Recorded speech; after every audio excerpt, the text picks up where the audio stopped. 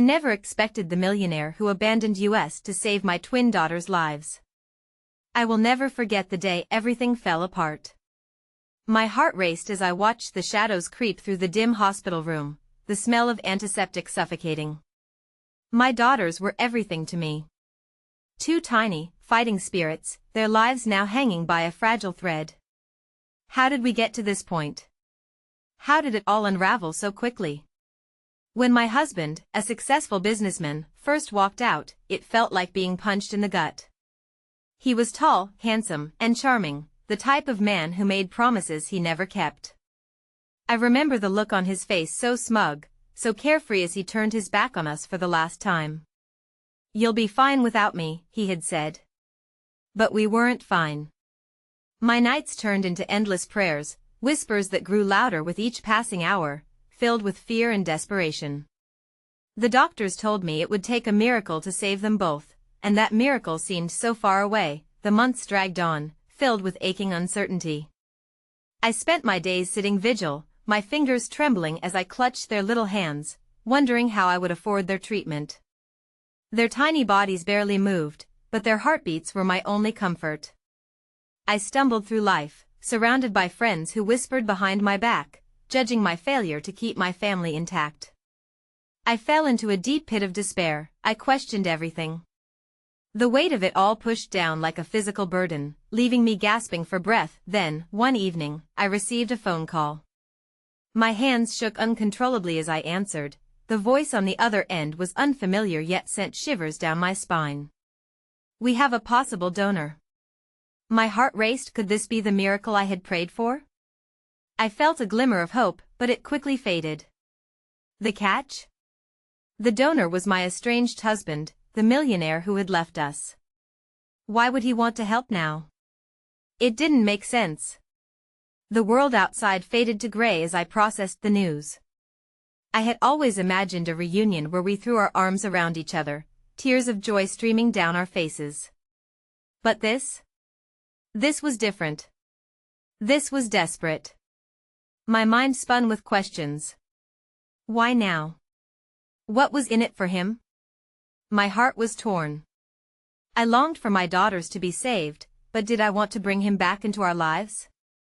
The ghost of his betrayal haunted me, clawing at my insides. As I weighed the chances, the lights in the hospital flickered ominously. A chill ran through the air. What if it was all a trap? What if he was only playing with me? I looked down at my daughters, their delicate faces framed by machines. The painful truth hit me. I had to make a choice. One that could change everything. I took a deep breath, the silence heavy around me. In the depths of my despair, I never expected I would be faced with the question, do I let the man who abandoned us back in, just to save their lives? Hey, before we continue with this amazing story, I need to give you an important heads up. Many subscribers have reported that YouTube unsubscribed them without warning. Take a quick second to check the red button below to make sure you're still subscribed to the channel. I'd hate for you to miss any of the exclusive content coming soon. And while you're there, smash that like button, it really helps me out with the algorithm. Oh, and tell me in the comments, which city are you watching from? I love getting to know every amazing person who's part of this community. Your participation makes all the difference. Let's connect. The next morning felt hollow, as though the air had been sucked out of the world. The sterile scent of bleach and despair clung to my skin, and the endless beeping of machines melded into a haunting symphony that echoed in my mind. I stood at the window, staring out into the drab skyline, the sun casting shadows rather than light. My phone buzzed on the table, vibrating against the stark surface like a heart desperately trying to stay alive. It was a text from my husband, an offer to meet. I could feel the tremors of anxiety ripple through me. The thought of facing him again made my stomach twist in knots. Did I really want to hear his voice again? The last time I had seen him, he had taken my love and crushed it beneath his heels, leaving nothing but dust in his wake. Yet here I was, clinging to the hope that maybe, just maybe, he could help my daughters. As I paced the cramped hospital room, I caught sight of the pink blankets draped over their tiny bodies. I couldn't let my emotions muddle my judgment. If it meant saving their lives, I had to swallow my pride. I had to take a chance, even if it meant risking everything again. I agreed to the meeting. As I walked into the coffee shop, my heart pounded against my ribs. The smell of roasted beans filled the air, but all I could taste was bitterness. He sat in the corner, wearing an expensive suit that looked so out of place in this cozy little cafe. He looked up as I approached, and for a moment, I saw the shimmer of regret in his deep blue eyes. It flickered there, like a flame in the dark, but I reminded myself that it could just as easily be extinguished. "Thank you for coming," he said, his voice smooth but laced with an unexpected vulnerability. "I know this is complicated. Complicated doesn't begin to describe it," I replied, folding my arms defensively. "You left us when we needed you the most. Why are you here now?" He hesitated, his gaze dropping to the table. "I know I messed up, and there are no words that can erase that. But I want to help, I want to do the right thing." The weight of his intentions churned within me, confused. Could he possibly mean it? Or was I standing here playing into his game? The flicker of hope inside me wrestled with mistrust, an emotionally charged battle that left me breathless. "I need to think about it," I finally said, standing to leave. "Don't expect me to make any decisions today." As I walked away, I could feel his eyes on me, hopeful yet heavy with a past that I couldn't forget. But I had daughters to think about. Their laughter, their cries, I could picture it all, heart-wrenching in its absence. Back at the hospital, my heart sank into the pit of my stomach. The fluorescent lights buzzed harshly overhead as I took my usual seat beside my girls' incubators. I brushed my fingers against their little hands, fragile and warm. They were my whole world, but there was a void as vast as the ocean where their father once stood. Would accepting his help mean dragging that darkness back into my life? Time stretched painfully as I waited for news from the doctors.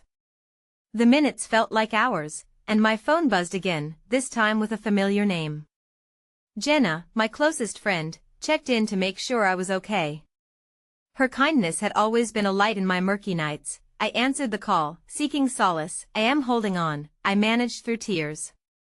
"But I don't know how much longer I can do this. Just remember, you're not alone," Jenna said. "I'm here for you. Whenever you need me, just say the word." Her encouragement felt like a warm blanket against the cold reality of my situation. I longed for that kind of unwavering support in my own home, but could I trust him to be that man again? Just then, a commotion in the hallway caught my attention. I turned to look, heart racing. A nurse rushed past, urgency in her steps. Moments later, 2 doctors followed, their faces etched with seriousness. "Stay with us," one of them called out, as they approached my daughter's room. My breath caught in my throat, panic surging in waves. "What's happening?" I stepped forward, the fear coiling tighter. My world shifted wildly, grasping at straws in the maelstrom of emotions. Couldn't process what they were saying, but it didn't matter, their expressions told everything I needed to know. I clutched my chest, the reality crashing down. I thought of the meeting with my husband just hours before. The thought of his donation was my only hope, but was it too late? My daughters, my lifeblood. I felt like I was being pulled apart at the seams. I had to fight, to hold on to every ounce of resolve. As the medical staff moved around me, chaos blooming in every corner, one thing became apparent: I'd fight not just for their lives, but for a future that held the possibility of healing, however treacherous that path might be. But would I walk that path alone, or would I be forced to consider the man who had shattered our family once more? The reality loomed threatening, a storm darkening the horizon, and I had to decide what I was willing to sacrifice to save my children. The last thread of hope dangled precariously over that uncertain abyss. The hours slithered by in an agonizing crawl, time almost mocking my dread. The constant beeping and the sterile smell faded from my awareness as I felt the world outside the hospital walls shrink into insignificance.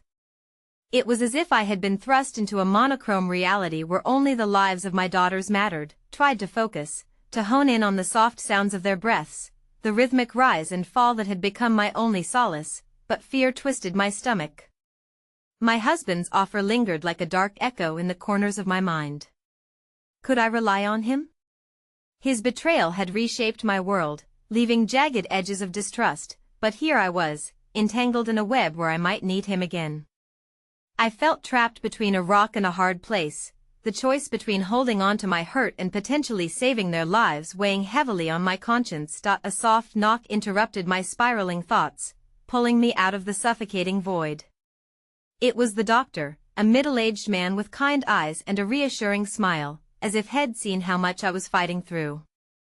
"May I sit?" he asked gently, as though my permission were a treasure to be bargained for. I nodded, too exhausted to speak. "We've stabilized the girls for the moment, but we need to discuss their treatment options moving forward. The situation is delicate," he continued, his voice steady but laden with unspoken concerns. "More resources could mean faster intervention." I exhaled sharply, the walls beginning to close in around me. "You meanies," he replied, cutting through the hesitation. "If you were to accept help from your husband, it could expedite the processes we have in place." "But I understand your hesitation." A knot formed in my throat. He was presenting an impossible dilemma: accept the man who had deserted us or risk losing my daughters. The ache inside my chest grew more pronounced, the ghosts of resentment and love blending into a confusing fog. "I just don't know if I can do that," I whispered.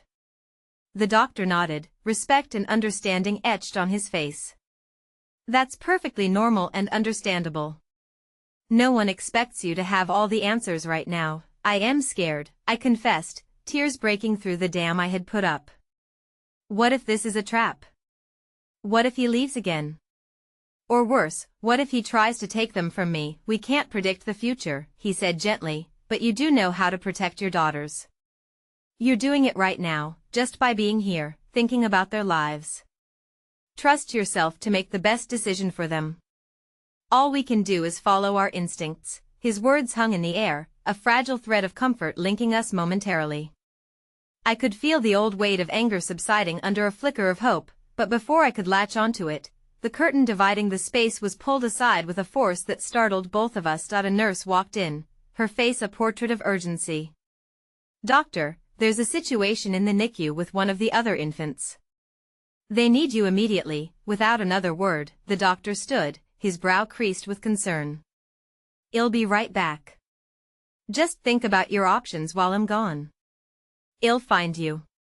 His reassurance dissipated as quickly as it had come, leaving me alone once more in the vacuum of uncertainty. As I turned back to my daughters, soft whispers of hope began to weave their way through the pain. What if my husband genuinely wanted to help? What if this was his chance at redemption, and my chance to regain some semblance of normalcy? My heart raced at the thought. A few minutes passed, and I could hear muffled voices beyond the curtain. Just then, a tranquility seemed to settle over my girls. Their tiny fingers curled, and for a moment, I felt a surge of warmth wash over me. Maybe I could reach out for that flicker of hope, the thing that would guide me through the coming storm. Suddenly, I felt my phone buzzing again.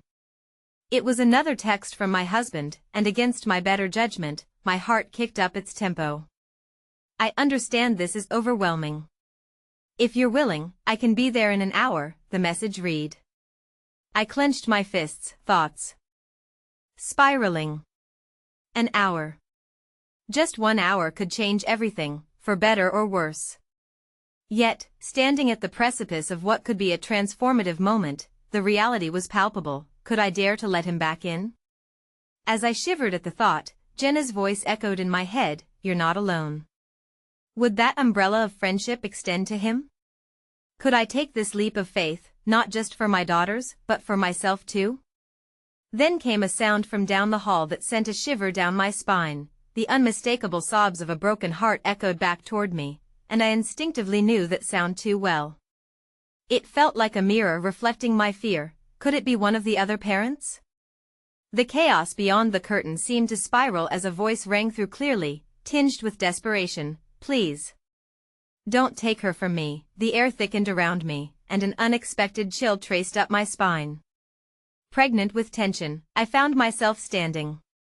With my heart racing, the weight of my daughters' lives colliding with the lives of others, I felt a dawning understanding. Every choice mannered toward heartache, yet every step I took could just as readily be an act of love, and here I was, standing in the crosshairs of a ticking clock, wondering if the hour would bring salvation or plunge me deeper into despair.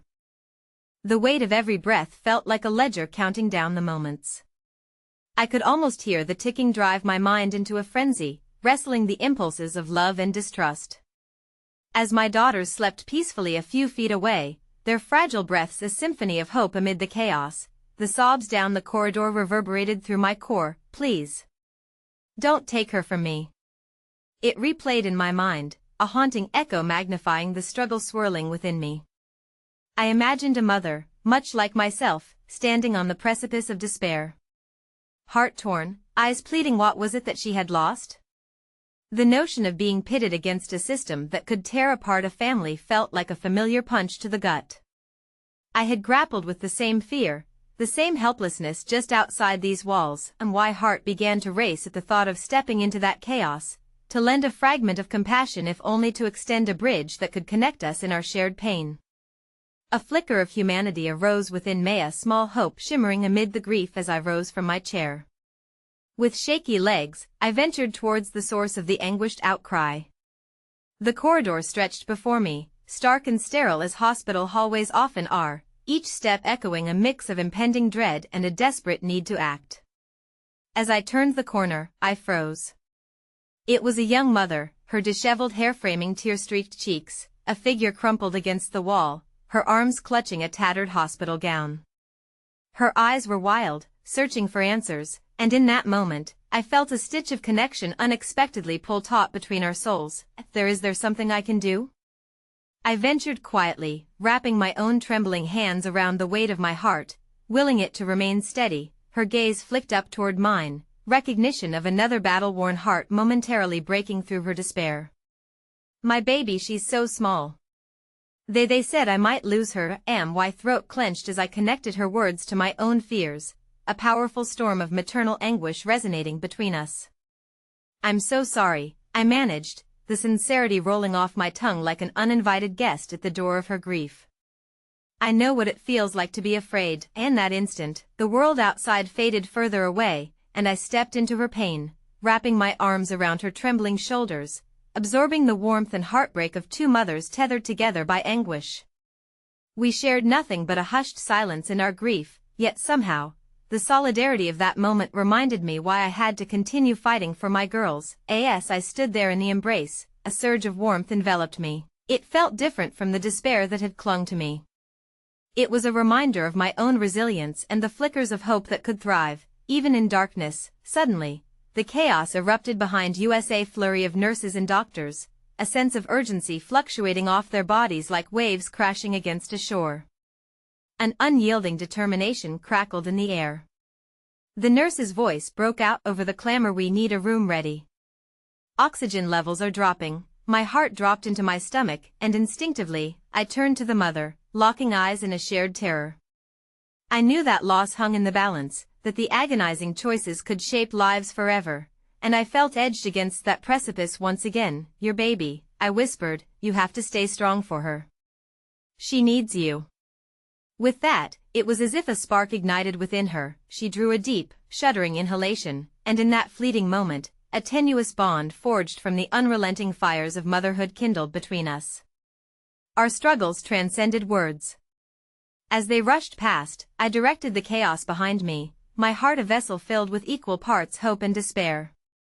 I needed to act, I needed to prioritize my daughters as well. But with every minute that passed, the weight of my decision about my husband twisted like a knife in my gut, reminding me of the fracture in my heart. Returned to the room, with equality in my heart for both that mother and my own determination. The nurse who stood vigil at my daughter's side gave me a quick, sympathetic smile. You're handling it all so well, she said softly, her kindness an unexpected balm. Trust your instincts. They will guide you. I wanted to savor the moment, but instead my phone buzzed again, this time more insistently. I glanced down, heart racing at the foreboding message that awaited. I'm here. Please let me help. His name pulsed like a wound still fresh. In that heartbeat, uncertainty morphed into gut-wrenching clarity. my choices were not just my own but created a ripple effect for everyone around me. I took a deep breath, momentarily drowning in the tempest of emotion. The lines between love and fear blurred as another set of footsteps approached. I braced myself. This wasn't just about my daughters anymore. Suddenly, the doors swung open, and there he stood, looking as close to the man I once loved as a ghost of his former self. My heart teetered on the edge of acceptance and disbelief, and it became abundantly clear, my decision was no longer about accepting help, it was about confronting demons both old and new and preparing to battle with a fully loaded heart. Are you ready? He asked cautiously, his eyes searching mine with an intensity that left little room for ambiguity. And in that moment, I realized, some scars cut deeper than the skin, but they can still teach us the strength we never knew we had. I drew in a breath, the weight of the universe resting on my shoulders as the choice unfolded before me, swirls of hope and doubt amalgamating into chaos, with his presence igniting new storms. I steeled myself for the uncharted waters ahead, realizing that sometimes, love isn't just a part of the equation, sometimes it is the answer we might learn to grasp only through our grief. But for now, I was enveloped in an emotional cliffhanger of choice, both daunting and painfully tentative, aware that the decision to embrace or reject his offer might alter the course of our lives together or apart.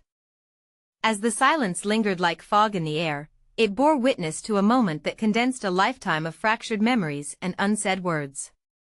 I held my breath, caught in the crosshairs of a decision that felt far more significant than I could comprehend. His presence represented an intricate web that could either weave us back together or tear us apart entirely. Are you ready? He asked again, the quiver in his voice betraying the uncertainty masked by casual bravado. The dress shirt he wore seemed to strain against his shoulders, a reminder of the man I once adored who had slowly dissolved into a mere shadow. His eyes, familiar yet foreign, held an unsteady blend of hope and fear, mirroring my own internal battle. Don't know, I stammered, barely daring to meet his gaze fully, feeling more like an intruder in my own life. The sound of beeping monitors and whispered prayers from the nurses filtered in from the room housing my daughters, a world where time velocity held meaning beyond this unsettling reunion. That moment, a light flickered in the corridor, a nurse hauling a portable oxygen tank toward the chaotic swirl of families and medical personnel. It was a tacit reminder that life hung in the balance, that every moment acquires weight when intertwined with love and loss. Was I to allow my daughters to be part of this turmoil? Or could he become the unexpected ally I desperately needed? I need to know how you plan to help, I said firmly, backing away from that familiar gaze that had once been my refuge. He stepped closer, a gesture that stood boldly against the shrouded distance between us. I've been searching for a way back, for a chance to be in their lives again. I want to make things right for you and for them. The raw honesty of his intentions stirred something I had buried, a flicker of longing. But the weight of betrayal remained rooted deep, an unyielding anchor keeping me from floating toward that flicker. And what makes you think I can trust you? I shot back, my voice steadier than I felt. You left when we needed you most. His eyes darkened, dimming the spark that had momentarily ignited between us. I know. And I'll never forgive myself for that choice. But I swear to you, I changed. I came here to prove that I could fight for you, for your girls. Each word dripped with desperation, and I was caught. I opened my mouth to respond, yet nothing coherent manifested. Just a silence pregnant with every question I didn't dare utter. Doubts and hopes clamored against the walls of my heart, but what did I truly want? As I grappled with these tumultuous thoughts, a sudden scream echoed from within the room housing my daughters, a sound piercing enough to fracture my own spirit. No. Please, you can't take her. A chaotic din swarmed the atmosphere, fraying the edges of my composure, and before I realized it, my feet were already sprinting toward that room. Fear rocketed through my veins, raw and unyielding as I pushed through the doorway, panting for clarity amidst the storm. The room was alive with frantic energy, nurses adjusting 4 lines, a doctor issuing rapid instructions. A heart monitor dotted the horizon of chaos with its rhythmic beeping. Mom. One of my daughters cried out, her small frame trembling against the covers. The sight of her, fear etched deep into her features, pulled me closer. Shoo, in here. I'm right here, I cooed, brushing the strands of hair from her forehead, desperately bridging the gap between reassurance and the crumbling reality that could unspool with every moment. What's happening? They need to stabilize her oxygen levels, she's having trouble breathing. A frazzled nurse called out, her hands performing intricate motions among the equipment, trying to catch up with the crisis unraveling at our feet. Then, just as suddenly, I felt a presence beside me. A warm hand rested on my shoulder, offering a grounding connection amid the whirlwind. I turned to see him, my estranged husband, sweat beading on his brow but determination etched in the furrows of his face. I can help, he said, and for the first time, his voice held a newfound assurance that wove itself into the chaos. The realization hit that while past scars tugged at my heart, we didn't face this battle alone. In that frantic moment, surrounded by turmoil yet buoyed by uncertainty, I found small flickers of hope and unexpected kindness extending from him. The warmth of the nurses doing their best, the ardent prayers fluttering like moths to the flame of despair. As if echoing my thoughts, one of the nurses caught my eye, leaning in close. She's fighting, and so should you. Don't lose the connection, stay near her. His presence now solidified at my side. I grasped for courage amidst the treachery of doubts. Would trusting him even for a moment bring back the man I once believed in, or would it lead to further heartbreak? The clock ticked in the background, and that nagging question blurred the threads of trust and betrayal spinning in my mind. The parallel realities collided, my daughter's lives intertwined with emotions that had ebbed and flowed for years. Okay, I finally said, resolving to acknowledge both the fear and flickering hope. If you want to help, then help. But I won't let you fail us again. A heaviness filled the air, tinged with the scent of desperation, but as I spoke, finding my voice amid the chaos, I also felt the stirrings of resolve. Together, we stepped toward my daughter's beds, hearts pounding in synchronization, teetering between the shadows of our past and the flicker of what the future might still hold. And just as I steeled myself for the impossible decision ahead, an alarm blurrita code blew, jolting the room into high alert. Nurses rushed, chaos grew palpable, and my heart plunged deeper into uncertainty. In that moment, I realized that every flicker of hope drew power from the depths of despair. It reminded me that we might be tangled in a web of fate, but, together, we still had the strength to fight against the tide. Turned toward him. The choice laid bare before us. And as inevitable darkness loomed, I whispered the unthinkable truth that haunted our reunion, our love this time, don't let go. The moment crystallized in my heart, each beat laced with the bittersweet awareness that the battle ahead demanded all we had, and more. The room spun in disarray, a tempest of voices and frantic movements weaving the fabric of urgency as alarms clamored persistently. My daughters lay in their beds, fragile while life and death battled around them. My heart thudded violently as shadows of despair weighed heavy on my chest. They needed me, they needed us. The nurse catapulted into action. I grasped the cold metal of the bed rail, steadying myself but feeling anything but grounded. The pang of fear lodged itself deep in my throat, choking the coherent thoughts I desperately sought. What's happening? I cried out again, desperation pouring into every syllable, echoing from the core of my being. They're working on stabilizing her, the nurse affirmed, the urgency not diminished in her tone even as she tried to soothe the rising tide of parental terror swelling within me. We can't let her go. We've got to keep her fighting. The sight of my daughter, flushed and struggling against the encroaching darkness, brought forth a wave of instinctual fury. I won't let this happen.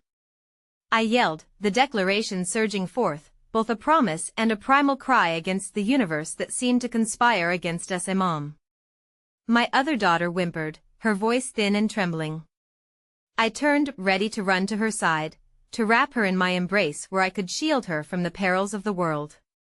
But just as I moved, I felt him at my side, a presence that oscillated between cherished and cursed. Trust me, we can help them, he urged, his voice low but resolute. His expression struck a semblance of the man I once knew, the one who could hold my fears at bay, even when everything else spiraled. Perhaps it was that flicker of hope, the baby steps toward redemption, that kept me from pushing him away entirely. Help? You think you can help? You abandoned us.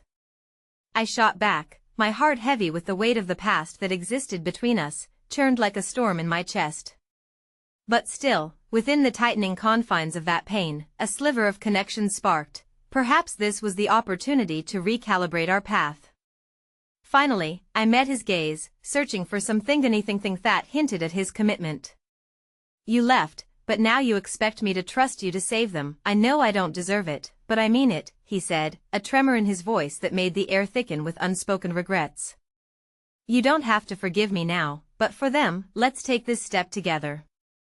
I won't fail you again. He trained his eyes on the chaos erupting from the nurse's dance with fate, and suddenly, as if the room acknowledged our internal struggle, the commotion within diminished to hushed whispers. The noise rolled back, making way for our shared resolve and a flicker of clarity amidst the catastrophe. And my heart raced, grappling with this inexplicable urge to let him in, to tether my hope to the shared strength we needed right now. Perhaps this raw declaration was merely a fragile tether, but it was a thread from which I could pull the weight of this unbearable day. Tears blossomed in my eyes as I glanced at my daughters, those sparkling lights in my life flickering with uncertainty. What do we need to do? I whispered, my voice cracking under the weight of sacrifice and love. He hesitated for a fraction, as if the gravity of the moment was too much for him to bear alone. Stay by their side. Well, pray, well, hope, and when they come out of this, do whatever it takes to earn back the trust one broke. His honesty resonated inside me, swelling like the tide. Whether I acknowledged it or not, whether I was ready or not, offered me an unexpected lifeline, the possibility of a shared struggle ignited by parental love. Perhaps, in this crisis, fate had crafted an opening to not just save my daughters, but to perhaps save our family too. Just stay close, I replied, realizing that he might be the only source of strength I had left in this whirlwind. Please don't let go again. And so we stood, a hesitant alliance formed in the darkest hour, hearts banging louder than the beeping of the monitors, an unsteady rhythm woven with intention. But amidst that, just as the nurses breathed a collective sigh, a doctor appeared, his face a study in severity. Mom, he called, drawing me away from our fragile moment. We're at a critical juncture. We need you to step out for a moment so we can help. It's all hands on deck. Within the tempest, the world felt condensed to a singular focus, the choices weighing heavy, the lives of my daughters resting on the cusp of uncertain chances. Mom, please. The other daughter whimpered again, the sound cutting deep. I am coming right back. I promised, yet it felt like a lie as fear gripped my soul. I turned reluctantly, feeling like a piece of me had been cleaved away as I stepped away from that sacred space, glancing back over my shoulder at them, my heart divided, my mind racing against the urgency of the moment. In that fleeting instant, as I reached the doorway, the doctor's voice rang clear, pulling me back toward the reality I could hardly bear. There's something we need to discuss with you. My heart sank. I held my breath, waiting for the words that would either shatter me or offer an ember of hope. The moment hung suspended as I stared into the doctor's eyes, and in that heartbeat, a new truth emerged, the surety that nothing would ever be the same again, and behind it lay whatever revelation awaited, ready to land like a stone on the surface of our already turbulent waters. The air outside the chaotic area of the ward felt like a different world entirely. It was heavy with silence, thick clouds hovering above the hospital's entrance as if echoing my own despair. Each heartbeat echoed in my ears, a metronome marking time against the uncertainty that churned within me.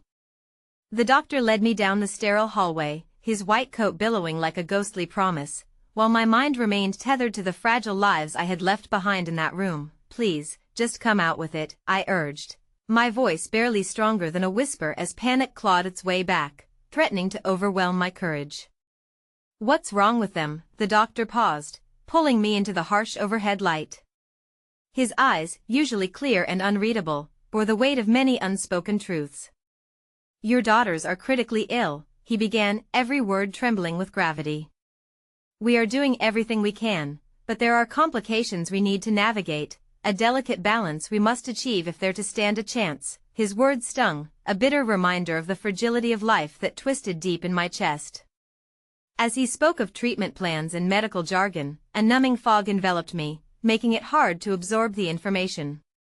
all I could think about was how my daughters would feel if they knew the extent of their vulnerability. That fear buried itself in my gut, turning to something sharper, anger mixed with sorrow. But you can save them, right? My plea carried an urgency fueled by desperation. You have to. Mom, the voice emerged from behind me, soft yet steady. I turned, half expecting my lost resolve to falter further, but instead, I saw Jason standing just outside the doorway, his expression open, stripped of the defenses that had come between us for years. "I'm scared," my other daughter's voice quivered, small yet distinct amidst the confusion of medical machinery. She had crossed the threshold between terror and vulnerability, reaching out for me. It anchored me, the familiar warmth I had abandoned for the icy grip of reality. I rushed to her, sinking into the embrace of their innocence, two beings racked by a tempest they had no control over. "I'm here," I murmured, stroking her hair, feeling the warmth seep through my fingers even as the chill of uncertainty gnawed at my resolve. "Don't want to lose you," she whispered, heartbreak stitched into each syllable. "You won't." "I promise." The words tumbled out, too hasty to be idealistic, but filled with a mother's fierce love, a lifeline in the thrash of uncertainty. As I organized my thoughts, I felt Jason's presence draw closer, yet somewhere a dissonance tugged at the back of my mind, recalling the complexity of our history. "Why are you still here?" I blurted, turning my piercing gaze toward him, craving clarity amidst the chaos that swirled relentlessly. I couldn't leave. Not when I know you need someone. We need to stand together for them," he replied, voice heavy with sincerity. There it was, the terrifying transience of what he could bring into our Lavisa lifeline, or another anchor of despair. Frustrated, I snapped, "You think I can trust you again? This isn't just about saving them, it's about making sure you don't leave again when we need you most." He flinched at my words but didn't turn away. "I'm not that man anymore," he said firmly. "I won't disappear again. You don't have to forgive me now, but if there's a chance to fight for our girls, it'll be right here every step of the way." The weight of his commitment repressed my instinct to shove him away, each awkward breath a testament to our turbulent history. Gradually, beneath the blanket of fear that enveloped us, I felt something shift just slightly, a glimmer of possibility. However, the calm was short-lived. The doctor cleared his throat. "We have to proceed with the treatment soon." He paused, looking past me into the distance as if gathering strength. "But I need to inform both of you of a significant risk associated with it. My heart lurched. "What do you mean?" "Just say it, they might not respond well. If their conditions worsen during treatment, it could lead to irreversible damage." His words fell heavily, each syllable sinking deep into our collective fear. "No," I protested instinctively, the sheer weight of his news too much for me to fathom. They can't go through this." In that moment, something inside me broke shattered glass. How could this be happening? I felt a rush of tears, tumbling down my cheeks, unrestrained and suddenly all-consuming. Jason moved closer, wrapping one arm around my shoulders, offering warmth amidst the sudden chill of despair. "We've got to make a choice," he murmured. "And we'll be stronger if we're together. We can face whatever we need to, for them." The air felt heavy as I pressed my palms against my face, seeking solace amidst the storm. Just when I thought I could no longer withstand the growing darkness, my other daughter brought her hand to mine, squeezing with all the determination she could summon. "I love you, Mom," she said, her voice a quiet yet powerful reminder that we were not alone. In her eyes, I could see the beacon of hope gently flickering, a resilience weaving its way through our family, urging me to shift my perspective, even just for a moment. As I held her hand, a tumult of emotions engulfed me, battling against the tide of despair. I looked at Jason, and in that unspoken connection, I realized this wasn't just about fighting for my daughters. It was also about facing our ghosts, those lingering shadows lurking at the edges of our resolve. "Tell them to prepare for treatment," I said to the doctor, my voice steady now, reassuring, unfurling like the dawn. "Whatever it takes, we'll fight together." As reality swirled around us, slim hope began to intertwine with fear, lighting a path, albeit narrow, that we might navigate in this darkest hour. But just as I fortified my determination, the beeping from the nearby monitors took on an urgent rhythm. I turned, breath hitching as chaos erupted once more inside the room, the telltale signs that our choice was no longer a luxury, it had become a necessity. And as Jason and I stood on the precipice of renewed partnership, hearts aligned, everything shifted. I turned just in time to see two nurses rush past us, alarms blaring, carrying the weight of impending news of Mom. I heard my other daughter scream, dread curling in my stomach, a shattering sound cascading like a falling edifice. "Mom, something's happening, wait." "No," I cried, racing back to that heart-wrenching storm from which I knew we might never emerge unscathed.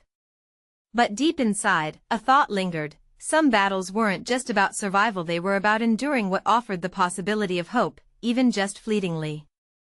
The fluorescent lights buzzed overhead, a constant reminder of the tension saturating the air we breathed. I could hardly tell where the echoes of panic originated, from my heart, wishing for closure, or from the sterile setting of a place where lives hung in fragile balance. As I stood there, the world around me blurred into a backdrop of torment, each alarm embedded in my mind like a siren wailing for help. "Mom." My daughter's voice soared through the chaotic atmosphere, pulling me back from the edge. I turned to see her eyes wide, filled with pure terror as the nurses swept toward her. "What's wrong?" "I can't breathe." "Stay calm, sweetheart." I rushed to her side, desperate to shield her from the encroaching calamity, yet the reality of the situation gripped my heart like a vice. Jason stood rooted beside me, seemingly caught between being my pillar and letting go of past transgressions. Inside the room, the medical team surged into action. The doctor barked orders, his tone polished steel as he commanded the chaos. A flurry of movement took place. My other daughter's body trembled on the bed, the beeping of monitors a heart-wrenching echo of her battle. "You need to fight, honey. You can do this," I chanted, my voice cracking under the weight of my desperation. "Mom. What's happening?" Her voice quaked like a fallen leaf trapped in a storm. The raw fear emanating from her made my heart shatter further. I hesitated on the edge of saying something to reassure her, words that dripped with trepidation. "The doctors are going to help you," I finally uttered, though I knew the truth slipped through my fingers like sand. As I spoke, Jason moved, inching toward the bed, helplessness etched hauntingly on his face. "Please, I need you." "I'm scared," my daughter wept, reaching out toward me, the silence of her innocence clawing at both our hearts. "We're right here." I promised again, the weight of the words heavy on my lips. Yet as Jason placed his hand over our daughter's grasp, the gravity of his choice whispered thunderously in my mind. How could he promise the same stability he once shattered? In that brief moment, a nurse leaned over, her expression calm but intent. "We're going to give her a medication now, okay? It's essential. You need to breathe through this," but the reality of what this entailed was almost unbearable. I felt my breath stutter, tightening in response to the harsh landscape of our circumstances. Just then, a tremor of anger spiraled through me, anger directed at the very system meant to safeguard my daughters, anger at the unpredictability of life itself. It twisted ferociously within me, almost blinding, yet I couldn't afford to buckle. "Jason," I whispered fiercely, turning to him as the doctor returned to make sense of the storm. "If anything happens, if they don't make it through this, I need you to promise me you'll stay. Stay for them, and..."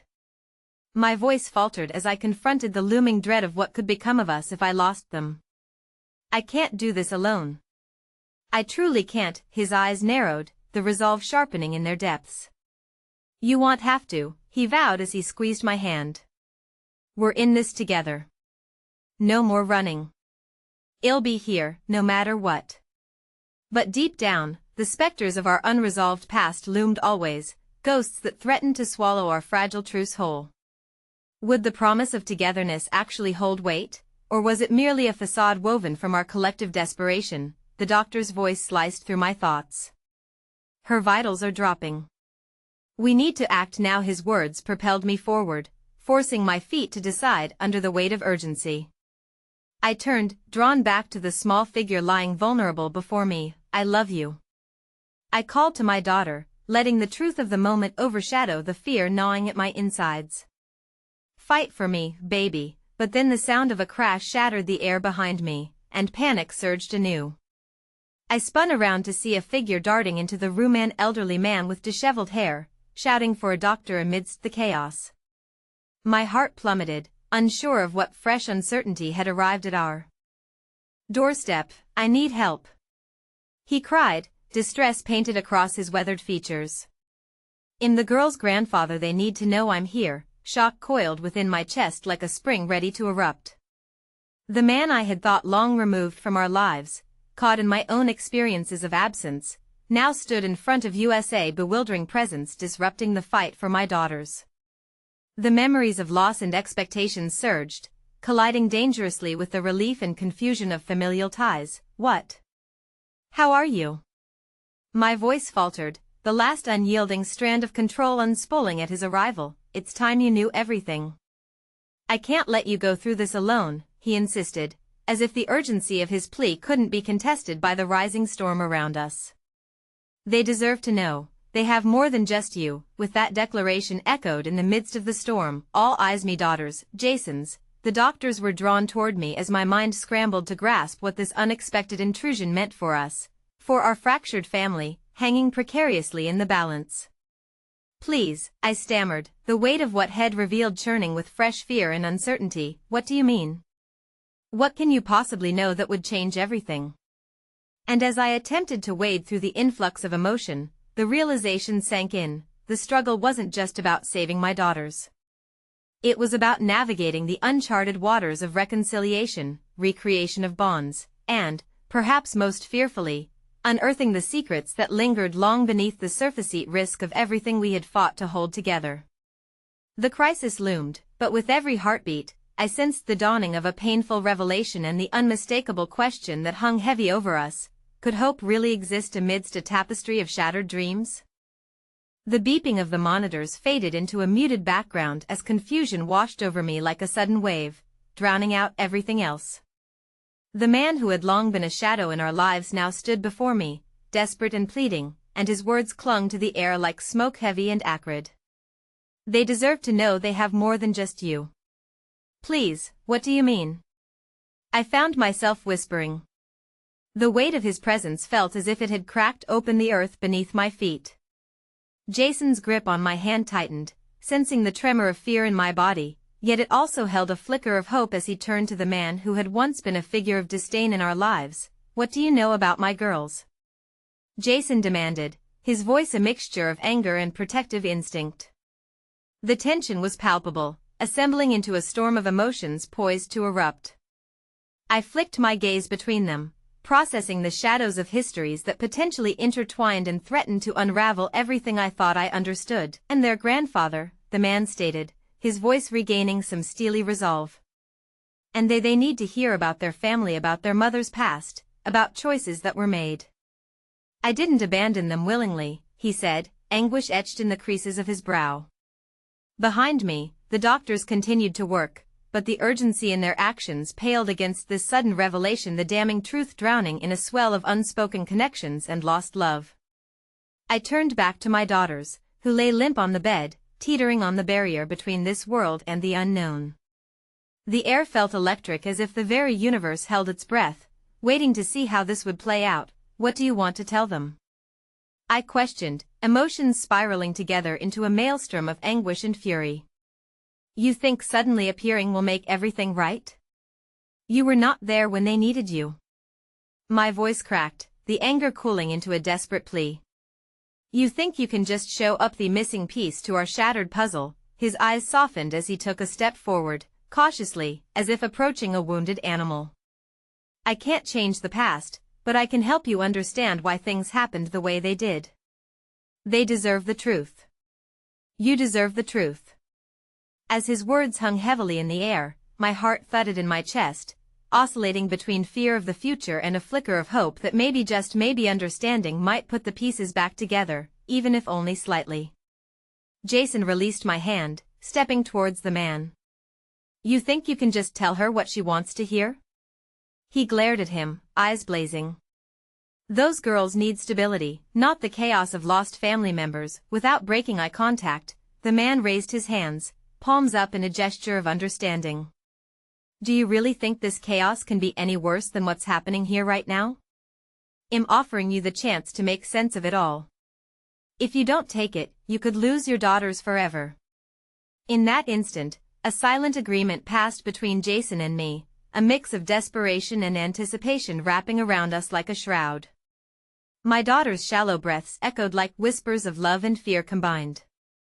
This moment felt monumental not just for me but for our fractured family.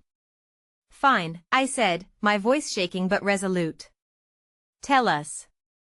But you need to understand that any hope for the future starts with honesty.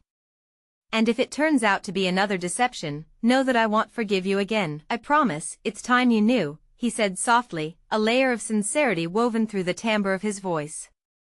Mom, one of my daughters murmured weakly from the bed, her eyelids flickering as she stirred, pulling me back from the precipice of uncertainty. What's going on? The intensity of the situation would have swallowed me whole if not for my child's voice cutting through the chaos, anchoring me once more. I knelt beside her, brushing the damp strands of hair from her forehead. Sweetheart, we have someone here who has something important to share.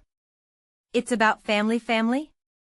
She whispered, her voice feeble but edged with a curiosity that might just prove unyielding. As I met her gaze, my heart ached so many layers of heartache to unearth, so many truths suspended in the shadows of our realities. Yes, I replied firmly, but my own heart trembled in uncertainty. Even beneath the weight of crisis was the whisper of something larger, an unseen force of resilience that had always been present in our entwined destinies. The grandfather knelt as well, sadness mingling with a flicker of determination in his eyes. I wish for you both to understand what you are facing. I want you to know there is no shame in the past, just a path forward from it. Just then, the sound of another alarm began to crescendo from the machines, drowning out our fragile conversation. I felt the grip of reality squeeze around my chest like an iron vice. We need to focus. Get back to her.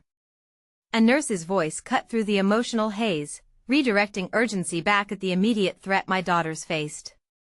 As they scrambled towards the bed, scrambling for supplies and preparation, the grandfather turned to me, sincerity shining like a lighthouse amidst the turmoil. One last chance at openness, please. Listen to what I have to say when this is over, he urged, desperation lacing his voice with a weight I could hardly bear to consider.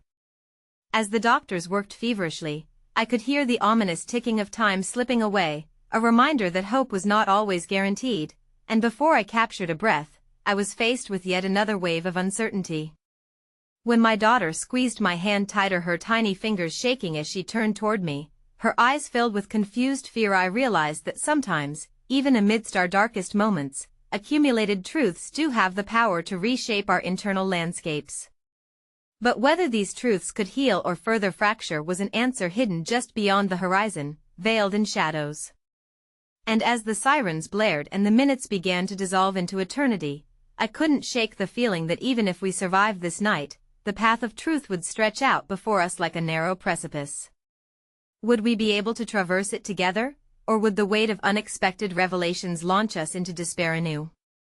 The fragility of our existence tethered, yet trembling, rose like an uninvited guest, leaving me standing on the edge of a precipice I hadn't anticipated, fully conscious of the world's unpredictable dance. The frantic energy in the hospital room peaked as nurses and doctors surrounded my daughters, each vital second feeling like a lifetime. I stood at the threshold of chaos and love, a specter frozen in the moment, tethered to two tiny lives dangling on the edge of uncertainty. Their small bodies lay pale and fragile against the harsh sterile sheets. It felt far too quiet, as if the world had momentarily conspired to hold its breath along with mine. Do something, I cried, my voice slicing through the air, urging them toward action, desperation flowing from my lips. The medical team buzzed with urgency, their faces etched with concentration as they moved with practiced grace amid the storm. And just as the tension reached an unbearable climax, I felt a flutter of warmth against my hand. I turned with newfound hope as my eldest daughter squeezed my fingers, her eyes fluttering open, momentarily pushing through the fog that surrounded her. Mom? She whispered, her small voice barely audible. It was a sound that shifted something within me, igniting the flickering light that had long ago dimmed. What's happening? I knelt down beside her, brushing back the damp hair from her forehead with tenderness. They're helping you, sweetheart. You just need to breathe through it. The certainty in my voice was a deceptive armor against the quaking fear nestled deep in my own heart. Behind me, the grandfather's presence loomed like an undercurrent, a reminder that the past was intertwined with the present, a web of secrets and choices yet to unfurl. As the doctors and nurses hustled to stabilize my daughters, Jason, ever watchful, intertwined his fingers with mine, grounding me amid the turmoil. The air was charged with tension, but there was something unspoken flowing through us, a bond being forged anew, and then, amidst the chaos, clarity struck me with the force of a tidal wave. These girls had been my anchor through every storm. In that moment, I realized that it wasn't just my daughters who needed saving, it was the fragments of my shattered family, the connections that had frayed along the edges, longing for repair. Please, I urged gently, turning to the team attending to my daughters. Just tell me they're going to be okay. The doctor's gaze met mine, filled with the gravity of his expertise. We're doing everything we can? They are fighters. His reassurance echoed, a whisper of optimism amid the fear. Just then, the door swung open. It was Jenna, breathless, her presence a familiar buoy. I wasn't sure how long I'd be waiting out there, she said, her eyes scanning the unfolding chaos, anxiety tightening her brow as she approached. I couldn't leave you, not now. Thank you, I breathed, feeling her support settle over me like a warm embrace, a comforting shield against the harsh realities beyond these walls. As I turned back to my daughters, the tension faltered, the muted chaos almost falling away. I felt Jason press closer against me. The breath he took at that moment was a tether to something beyond the present, beyond fear and betrayal, vowing to open the door of possibility to reclaim our broken family. Suddenly, the alarms began to persist, a harsh reminder of the uncertainty resonating through the room. The doctor leaped into action just as my eldest daughter's gaze turned from me to the activity around her, filled with confusion. I leaned in closer, fighting the tightening grip of panic. They're going to do everything they can to help you, I whispered again, desperately hoping she could hear the steadiness in my tone. Just hold on. And then, as if choreographed by fate itself, a connection snapped back into place. The grandfather moved closer, kneeling by my daughter's beds, his voice trembling yet steady. In here, girls. In your grandpa, he said gently. Every word hung in the air, laden with implications and memories. But behind the weight of the past lay courage I had never expected to see. My dad. My youngest daughter murmured, her voice nearly lost in the flurry of sound. I knelt lower, grasping her tiny hand, intertwining our fingers tightly. Yes, baby, I replied, my voice holding more certainty than I felt. He cares about you, and we're all in this together. The room erupted in activity, but the quiet strength in that moment held user hearts, our shared fears swirling like a tapestry, intertwining lives that had once been frayed. The grandfather's presence, though unexpected, offered a piece of the puzzle I had refused to acknowledge, the roots of family running deeper than I dared to believe. As I turned back to the chaos, I felt Jason's hand squeeze mine. We're here, he muttered, his voice thick with unfurling emotion. We'll face this together, right? And in that moment of collective promise, it felt as though the air around us shimmered with uncharted possibilities, the potential for healing, redemption, and the faintest flicker of what it meant to rebuild. In the whirl of frantic physicians urging for cooperation, my daughters caught the rhythm of our hearts. Their small hands gripped at uncertainty, yet I felt an unwavering tide of strength surging through every fiber of my being. Just then, the beeping of the monitors stabilized to a steadier tide, signaling hope beyond the doorway. Mom, my eldest said again, this time with more strength. I'm scared. I met her gaze, my heart swelling with a wealth of love and determination that bridged the uncharted territories of pain and vulnerability. Then we'll be scared together, I whispered fiercely, my confidence wrapping around her like a blanket against the storm. But you aren't alone. You have me. You have all of us. Momentarily, time seemed to compress around us, A vivid reminder that this chaos we were entwined in could either break us or mold us into something more. Just then, I felt the grandfather's presence reflect something deeper, a willingness to heal the rifts that had long wound themselves into our lives. But we need to talk about our family, he urged gently, pulling an emotional thread taut once more, readying for the leap into unknown territory. Please, this matters now more than ever. I glanced at Jason, and the storm of emotions surged. Would we unravel every string, or could we weave a bond anew, illuminating the shadows of our past? I hesitated, the tension coiling within me, almost unbearable, but standing before my daughters, I felt a surge of strength. It was time to confront the truth for their sake and choose love. Well, talk, I said, my voice firm, readying to peel back the layers that had grown thick around us. But right now, we stand together, family. Then, as if fate was lending its breath, the beeping monitors began to slow, the rhythm stabilizing as the doctor reaffirmed their fight for survival. Hope ignited in my heart like the sun rising after a long, cold night. This is love, I thought, acknowledging the twists and turns that had brought us here, to this moment, a culmination of struggle, a tapestry woven together through heartbreak and resilience. As the weight of anxiousness began to lift, I drew strength from the presence of those I loved, buoyed by a flicker of realization that, perhaps, this was our path to healing, the potential to rebuild what had once been lost. Standing at the precipice of a new chapter and embracing the haunting echoes of our past, I joined my family, hands clasped together, hearts beating as one, ready to face whatever lay ahead. For even in the face of uncertainty, there was a celestial bond anchoring us all. And as the beeping monitors fell into a soothing rhythm, I whispered one final silent prayer, resolute in my belief that love could find its way through the darkness, illuminating the shadows of our intertwined lives. We can do this together, I vowed, sealing the promise in the sanctity of our bond. As the afternoon light cast long shadows across the walls, my heart cracked open, ready to embrace the love that had once filled our echoes and, perhaps most importantly, ready to take the leap.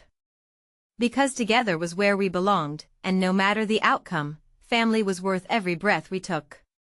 I will always fight for you, my daughters, I declared quietly, the finality of those words dissolving my fears into determination. In that fragmented yet beautiful moment, it finally became clear the most profound healing would always arise from love.